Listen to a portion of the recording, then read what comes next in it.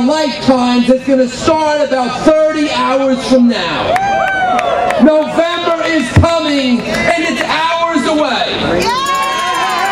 You know, we hold these truths to be self-evident, that all men are created equal, that they are endowed by their Creator with certain unalienable rights, amongst them life, liberty, and the pursuit of happiness. Those many believe to be the greatest words ever written in the English language. Many of them believe them to be the most important words, because when Jefferson and the founders wrote those words, they wanted the freest and most prosperous nation this world has ever seen.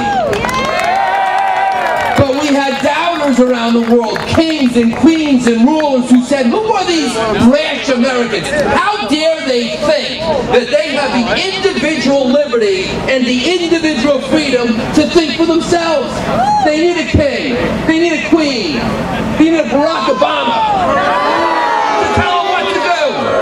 You know, when you see that king holding up that scepter or that Asian emperor holding that orb, those are those symbols of their connection to heaven. They think they're God on earth. They said, how could Americans think they could do this? They called it the Great American Experiment. They said it wouldn't work, but it did work.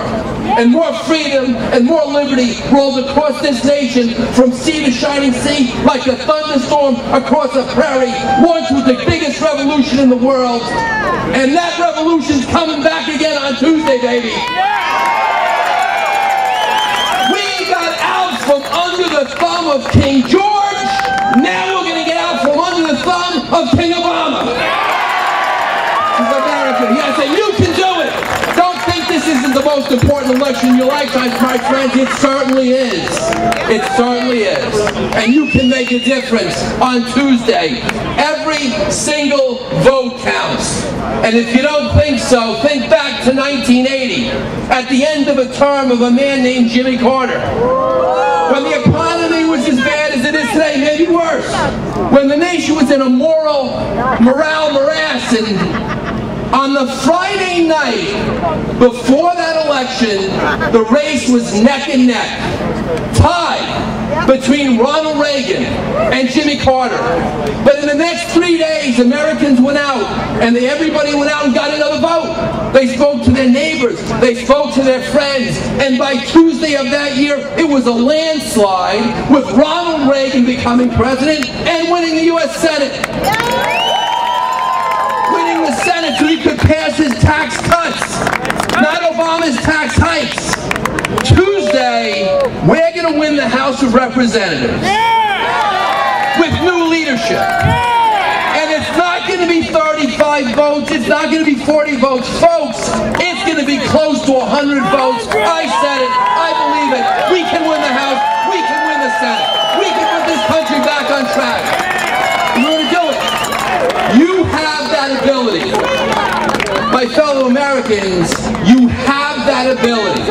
You know, only just about 2 years ago, I was watching a new president being sworn in, and I thought, they have everything. Harry has the Senate, Nancy has the House. They're going to advance their agenda, and nothing's going to stop them. It looked like it was hopeless, didn't it? There was some group out there back then. You know, I remember these people. They were going around door to door. What was it? Oh, Acorn. Remember that?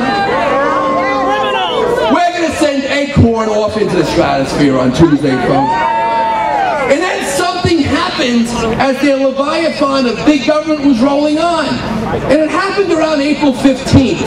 It was called the Tea Party Movement, and the Tea Party Movement is changing the course of history in this country. And the Tea Party Movement's not going to stop on Tuesday. We're going to be there on Wednesday, next week, next month, next year, to make darn sure the new leaders in Washington do what they're supposed to do. And if they don't, we will hold them accountable, just like we're holding Reid and Pelosi accountable. Folks, you have the ability in your hands right now to change the course of history in this country for the better. And don't think that that vote doesn't count. That one vote, that vote you hold in your hand, it counts very much. What you hold in your hand is the future of this country. And if you don't think what you hold in your hand is powerful, remember what that man David had when he held in his hand only a slingshot and a few pebbles that could take down the giant Goliath. Remember what that man Moses, when he held in his hand a simple staff by which he could split the Red Sea and lead his people to a new free land. You hold in your hand the future of this nation and perhaps the world. Folks, when I opened my comments tonight, I opened up with what I said what many people believe to be the most important words ever written in the English language. And they were very important. But you know, that great Declaration of Independence was not just some spur-of-the-moment idea of Jefferson and the founders.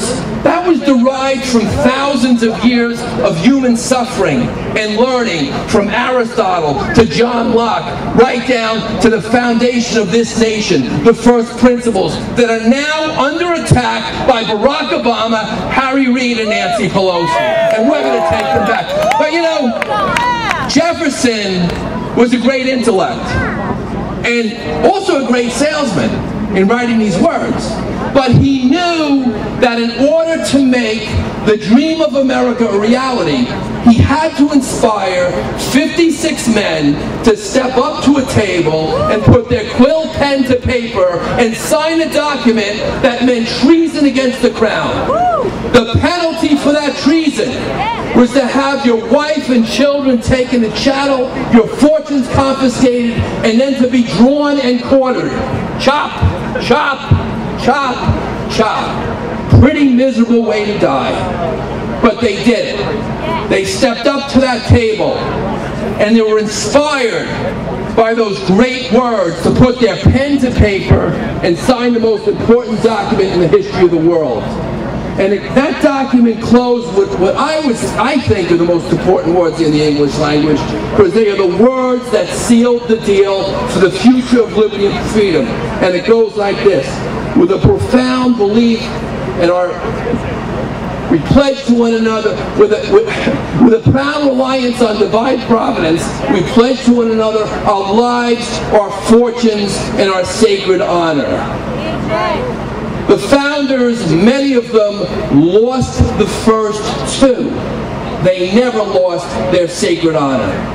I ask you all to join together today as we head in to the last hours of this election to put everything you have out there, as has been done for us by so many, and let's take back America, and let's have a great day on Tuesday. Thank you. God bless you.